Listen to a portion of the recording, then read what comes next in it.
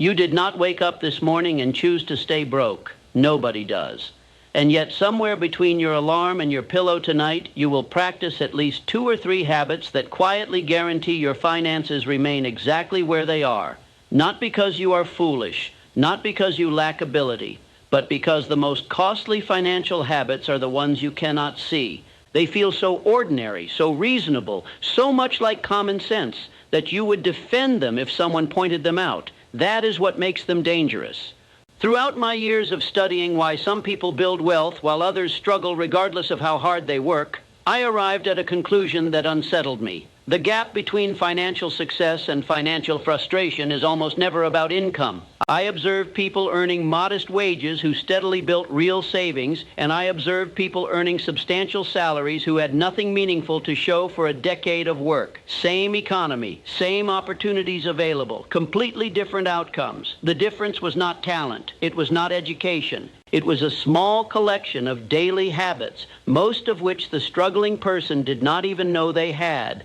That is what I want to walk you through today. 8 silent habits that hold intelligent, hardworking, well-meaning people in financial frustration year after year. Some of these will be uncomfortable to recognize. A few may describe your current situation so precisely that you will wonder how I could know. I know because these patterns repeat.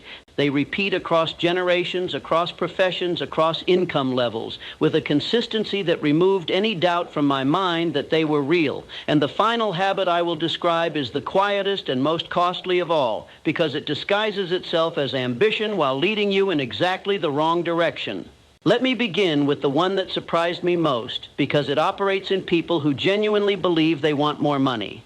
There is a discomfort that most people carry around the subject of wealth. It does not feel like fear exactly. It sits closer to embarrassment. They want money, but wanting it openly makes them uneasy. Discussing how to earn more feels aggressive. Negotiating a better price for their work feels greedy. Admitting that they desire genuine financial freedom, not just comfort, but actual independence, feels somehow inappropriate, as though wanting too much makes them a lesser person. Where does this come from? In nearly every case I examined, it traces back to something absorbed early in life. A parent who said that money causes more problems than it solves. A community where visible success attracted suspicion instead of respect. A cultural message, repeated often enough to become invisible, that caring deeply about money reveals a shallow character. These ideas were never questioned. They were absorbed the way a child absorbs an accent, and once absorbed, they went to work silently for years. Here is how this habit damages your finances in practical terms. The person carrying this discomfort will consistently avoid the specific actions that create wealth.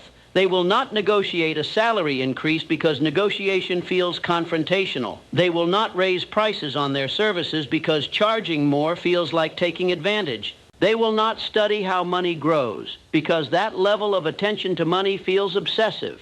Each of these avoidances feels perfectly justified in the moment, and each one is quietly bleeding wealth from their life.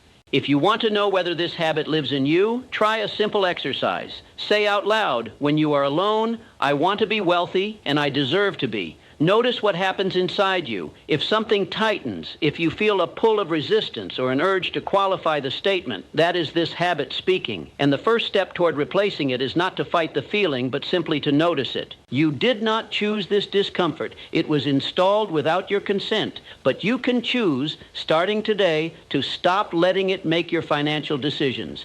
Here is what I want you to understand about why this matters so much. Money does not flow easily toward someone who feels guilty receiving it. Opportunities for wealth do not present themselves clearly to a mind that has been trained to look away from them. A person who believes, even slightly, that financial ambition is shameful will unconsciously arrange their life to avoid the shame. They will stay in positions that pay less than they are worth. They will turn down responsibilities that come with higher compensation. They will avoid financial conversations with their spouse, their employer, or themselves. And every one of these avoidances will feel like a personal choice when it is actually a conditioned reflex. Replacing this habit does not require you to become obsessed with money. It requires you to give yourself permission to treat money as what it actually is, a tool that expands your ability to live well, to provide for the people you love, and to contribute something meaningful to the world around you. There is nothing shallow about wanting that. Recognizing this discomfort, though, is only the first step. Because even someone who overcomes their unease about money will remain financially stuck if their desires stay shapeless. And that brings me to the second silent habit. I discovered through years of research that when you ask most people what they actually want financially, they give you fog. I want to be comfortable. I want to stop worrying about bills. I would like to have enough. These answers sound modest and reasonable. They are actually the language of permanent stagnation. A mind that has not been given a specific, measurable target cannot organize itself to achieve one. It is like telling yourself to go somewhere good without choosing a destination. You can walk all day and end up nowhere in particular. Consider a person who works diligently for 15 years, earns a steady income, and genuinely wants financial security, but who has never once written down what financial security means in concrete terms. No specific number, no specific timeline, no clear picture of what life would look like when they arrived. They simply want more and better, so their mind has no target to work toward. And without a target, every day looks roughly like the one before it. What I described as definiteness of purpose is not simply a motivational phrase. It is a practical organizing tool for the mind. When you define the exact amount you intend to save or earn within a specific period, and you attach that figure to a date you can mark on a calendar, your attention begins to reorganize itself. You start noticing possibilities you would have dismissed before. You start evaluating your daily decisions against a real standard instead of a vague feeling. The goal pulls your behavior forward in a way that a wish never can. Here is what I want you to do. Before this day ends, write down one specific financial target with a 12-month deadline. Include the number, the date, and what you are prepared to do differently to reach it. Not a fantasy. A genuine, stretching, but achievable target. Then read that statement to yourself every morning for 1 week. Watch what shifts in the way you evaluate your daily choices. A clear target has a remarkable ability to make previously invisible opportunities suddenly visible. I want to explain why this works because it is not magic. When your mind holds a specific target, it begins filtering information differently. You read an article and a detail jumps out that you would have skimmed past before, because now it connects to something you are actively trying to accomplish. Someone mentions an opportunity in conversation and your ears sharpen instead of letting it drift by. You look at your daily schedule and for the first time you see the hours that are being consumed by activity that moves you nowhere. A vague intention cannot produce any of this. Only a defined purpose can. And the more specific that purpose becomes, the more powerfully it organizes your attention, your time, and your behavior around achieving it. But clarity of purpose, as essential as it is, will not save you if you have trained yourself to hesitate at every turning point. And that is exactly what the third silent habit produces. Throughout my study of wealthy individuals, I noticed one behavioral pattern that appeared with striking consistency. People who built wealth made decisions promptly and revised them slowly. People who remained broke made decisions slowly and abandoned them quickly. The difference was not about intelligence or caution, it was about their relationship to uncertainty. The wealth builders accepted that most meaningful decisions involve incomplete information. They gathered what they reasonably could, then they chose and committed. The others waited for certainty that never arrived. Think honestly about your own life for a moment. How many decisions are sitting unmade right now? A career change you have been considering for 6 months. A conversation about money you keep postponing. A side venture you have researched extensively but never launched. Each unmade decision carries a double cost. You pay the cost of the missed opportunity, and you pay the cost of the mental energy consumed by an unresolved question. That energy is not free. It subtracts from the focus and drive available for building something real. Thoughtful decision-making does not require certainty. It requires honest assessment of the information available and the willingness to act before you feel completely ready. Here is a practical step. Choose one decision you have been postponing and give it a firm deadline this week. Not a vague plan to decide soon. A specific date. Write it down. When that date arrives, choose. The discomfort you feel setting that deadline is the same discomfort that has been quietly taxing your financial progress for months or years. You may sharpen your decision-making and still find yourself quietly undermined, though, if the people closest to you are steadily pulling your standards downward. And this brings us to the fourth habit, the one most people are least willing to examine honestly. Your mind absorbs the expectations of the people you spend the most time with. This is not speculation. It is a pattern I observed so consistently across every background and income level that I came to regard it as something closer to a natural law.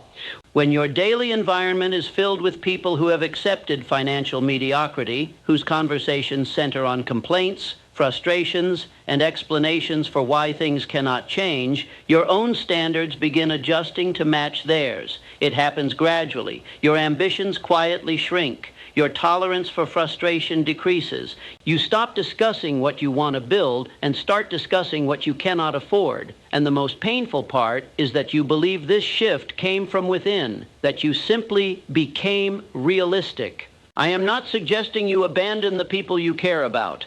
I am saying that understanding this influence gives you the power to manage it rather than be shaped by it unconsciously. You can choose to bring new voices into your life through deliberate association, through reading, through what I call the mastermind principle, which is simply the practice of aligning yourself with people who are actively building, growing, and expecting more of themselves. The goal is not to surround yourself with wealthy people. It is to surround yourself with people whose habits of thought you would genuinely want to adopt. Here is what this looks like in practical terms. It may mean spending 1 hour a week in conversation with someone who is further along the path you want to travel. It may mean replacing 30 minutes of daily entertainment with a book or a recording from someone who has built what you are trying to build. It may mean quietly reducing the amount of time you spend in conversations that revolve entirely around what is wrong with the world and increasing time in conversations about what could be built within it. These are not dramatic changes. They are small adjustments in the direction of your mental diet. But mental diet compounds the same way financial habits compound. Feed your mind complaints for a decade and you will think in complaints. Feed it ambition, strategy, and possibility, and your thinking shifts accordingly. Take an honest inventory this week. Consider the 5 people whose opinions carry the most weight in your daily life. Are they building something? Are they growing? Are their financial habits ones you would deliberately choose for yourself? If the answers unsettle you, that discomfort is worth more than most advice you will ever receive. It is telling you something important about the direction your environment is pulling you. But even a person with strong influences and clear direction can have every financial gain quietly drained away by the 5th habit. And unlike the others, this one leaves evidence in your bank statement every single month. It is the habit of spending first and saving only what remains. Most people know, in theory, that saving should come before spending. What I observed is that almost no one actually practices it. The pattern repeats at every income level.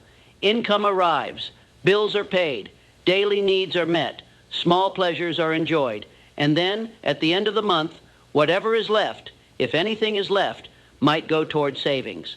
The problem is that expenses have a remarkable ability to expand to fill whatever space income provides. A raise comes, and within a few months, the new amount feels just as tight as the old one. Not because the person became extravagant, but because small, reasonable, easily justified purchases absorb the difference without anyone noticing. The person who builds wealth reverses this sequence entirely. Before a single dollar is spent on anything else, a fixed portion is directed toward saving and investment. Then expenses are organized around what remains. This is not about deprivation. It is about sequencing, and the sequencing matters far more than the amount. Even a small percentage, saved consistently before expenses are touched, begins to reshape the way you think about money. Instead of seeing yourself as someone who consumes everything they earn, you begin to see yourself as someone who builds. And that shift in identity, quiet as it is, changes your behavior in ways that a budget spreadsheet cannot. There is something else I want you to notice about this habit. It is self-reinforcing in both directions. The person who spends first and saves what is left consistently finds that nothing is left, which reinforces their belief that they cannot afford to save. The person who saves first and spends what is left consistently discovers that they can live on less than they expected, which reinforces their belief that building wealth is possible. Same income, different sequence, completely different psychological experience. When was the last time you examined where your money actually went over the past 30 days? Not where you believe it went, where it actually went, down to the small purchases you barely remember making. I encourage you to review your spending from the last month, every item, and sort each one into two categories: things that moved you closer to your financial goal, and things that simply maintained or distracted from your current situation. The ratio between those two categories will tell you more about your financial trajectory than your income ever could. You may correct your spending entirely and still remain financially trapped if you misunderstand what it means to persist through difficulty. And that is precisely where the sixth habit operates. I spent years studying why capable people abandon sound strategies before those strategies have had enough time to produce visible results. The pattern is painfully consistent.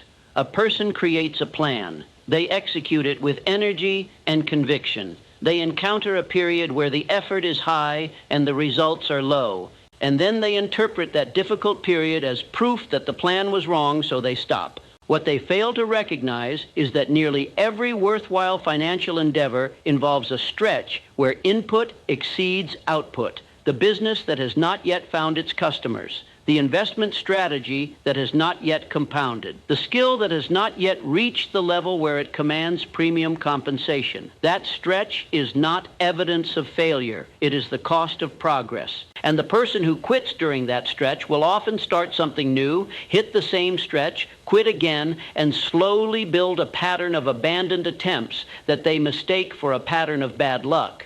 But I must be direct about something important. Persistence does not mean continuing blindly. It does not mean pouring money into a method that has produced no evidence of progress over a reasonable period. I have seen people ruin themselves financially by calling stubbornness persistence, and I want to be clear that those are not the same thing. Intelligent persistence means remaining committed to the larger purpose while honestly evaluating whether your specific approach is producing forward signs, not final success. Forward signs, a growing skill, improving results, expanding connections, increasing demand. If, after sustained effort, those signs are absent, that is not the time to quit your purpose. That is the time to change your method and try a better approach. The purpose stays. The method is expendable. Here is a practical way to apply this. Whatever financial strategy you are currently pursuing, identify 3 specific indicators that would tell you it is moving in the right direction. Write them down. Then evaluate those indicators honestly at regular intervals, perhaps monthly. If you see forward signs, continue and deepen your commitment. If you see none after a genuine period of sustained effort, change your approach without changing your destination. This discipline is what separates the person who eventually succeeds from the person who accumulates a long history of abandoned attempts and calls it bad luck. The person who understands this distinction develops a kind of resilience that others mistake for good fortune. They fail, they adjust, they try again with a better method. They fail once more, they adjust once more, and they continue. Eventually they find the approach that works, not because they were smarter or more naturally talented than the people who quit, but because they stayed in the process long enough to discover what actually worked in their specific situation. Most people quit just before reaching that discovery. Which decision have you been postponing because you are waiting to feel ready? That question connects directly to the 7th silent habit, and although it resembles the decision-making habit I described earlier, it operates at a deeper level. The 3rd habit says, I will decide later. This 7th habit says, I will begin when? When I have more savings, when the economy stabilizes, when my children are older, when I finish this course, when the timing feels right. The problem is that the conditions on the list never fully resolve. Satisfy one and another appears. Readiness is not a place you arrive at. It is a feeling you generate through the act of starting. What I came to call personal initiative is the practice of acting on your own judgment without waiting for invitation, instruction, or perfect circumstances. Every person I studied who built something meaningful shared this trait. Not one waited until conditions were ideal. They began before they felt ready and became ready through the act of beginning. The preparation that matters most cannot happen in advance. It happens in motion. There is a phrase that captures this habit perfectly: productive imperfection. Starting imperfectly and adjusting as you go produces more results than waiting perfectly and never beginning. The person who launches a small service with rough edges and improves it month by month will be miles ahead of the person who spends 2 years perfecting a plan they have never tested. Action creates information that planning alone cannot provide. You learn what works, what does not, what customers actually want, what skills you actually need, only by doing the work. And every week you postpone that work is a week of education you have denied yourself. Identify one thing you are waiting for right now. Be specific about what it is. Then ask yourself one honest question. If that condition vanished entirely, could you still take the first step? In most cases, the answer is yes. And that answer tells you whether the condition is a genuine barrier or simply this habit wearing a sensible disguise. Every habit I have described so far shapes your financial life from the background. But the 8th and final habit sits beneath all of them, like a foundation beneath a building. Address this one, and the others become dramatically easier to correct. It is the habit of thinking about money instead of thinking about value. The distinction sounds philosophical, but it produces sharply different financial results in the real world. The person who spends their mental energy thinking about money, how to get it, how to hold it, how to stretch it further, is operating from a posture of scarcity. Their attention is locked on what they lack, and a mind focused on what it lacks tends to produce anxiety, defensiveness, and short-term thinking, none of which build wealth. The person who spends their mental energy thinking about value operates from a different foundation entirely. They ask a different daily question, not how do I get more money, but what problem can I learn to solve? What skill could I develop that would make me genuinely more useful? What do the people around me need that no one is providing well? This shift in attention does not guarantee wealth. Life is more complex than any single principle can capture, and circumstances, opportunity, health, and timing all play their roles. But this shift dramatically improves the odds because it aligns your effort with the fundamental mechanism through which money is created. Money moves toward people who solve problems. The bigger the problem and the more people affected, the more money tends to follow. Consider two people with the same starting position who both decide to improve their finances. The first asks, where can I find a higher paying position? The second asks, what skill could I develop over the next 90 days that would make me significantly more useful to an employer, a customer, or a community? The first person is searching for a better container. The second is becoming a larger river. After a year, those two trajectories will look remarkably different. Consider a person who has spent years struggling financially and who decides to change their approach. Instead of looking for the next way to earn a quick dollar, they sit down and ask themselves a different question. What do the people around me complain about? What frustrates them? What takes up their time, wastes their money, or causes them stress that they would happily pay someone to resolve? That question, pursued honestly over weeks and months, will reveal opportunities that were invisible when the mind was fixated on its own scarcity, because opportunities are not evenly distributed among those who want them. They are concentrated around those who have trained themselves to notice what other people need.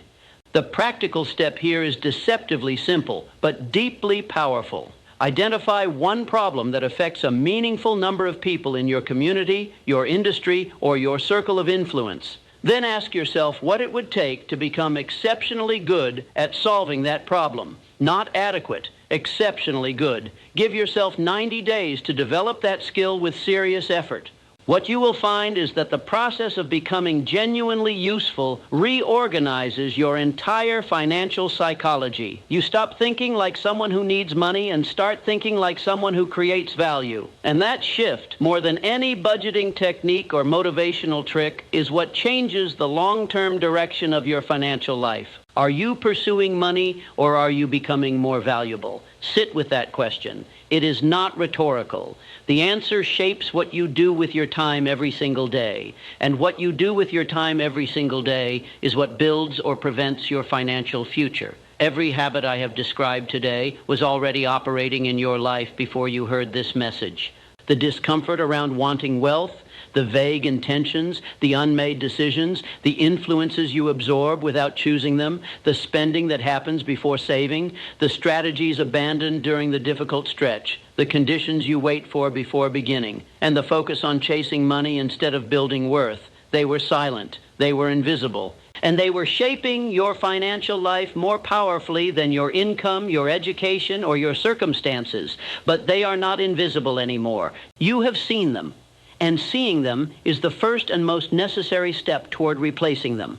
Not all at once, not through one moment of motivation, through repeated, daily, unglamorous decisions that accumulate so quietly that at first even you may not notice the change. Financial transformation does not announce itself. It compounds one corrected habit at a time until the person practicing those habits realizes they are no longer standing where they started. I want to leave you with one thought that ties everything together. The 8 habits I described today are not 8 separate problems. They are one problem expressing itself in 8 different ways. That problem is unconsciousness. It is the act of living your financial life on autopilot, never stopping to examine whether the patterns you follow every day are patterns you would choose if you could see them clearly. What I have given you today is simply the ability to see them. The rest, the replacement, the rebuilding, the daily discipline of choosing differently, that part belongs to you. Before tomorrow morning, choose one habit from what you have heard today, just one, and take the smallest possible real action to begin replacing it. Write down your financial goal with a number and a date. Set a firm deadline on one delayed decision. Review where your money actually went last month. Ask yourself what problem you could learn to solve that other people would value. The action does not need to be dramatic. It needs to be honest, and it needs to be real, because the silent habits that keep people broke are not overcome by what you feel in this moment. They are overcome by what you do next, and what you do after that, and what you do the morning after that. That is where wealth begins, not in what you know, not in what you feel, in what you repeatedly, quietly, and deliberately do. If this message helped you recognize a habit that has been quietly limiting your progress, subscribe to Napoleon Mindset for more lessons on purpose, discipline, wealth, and personal achievement.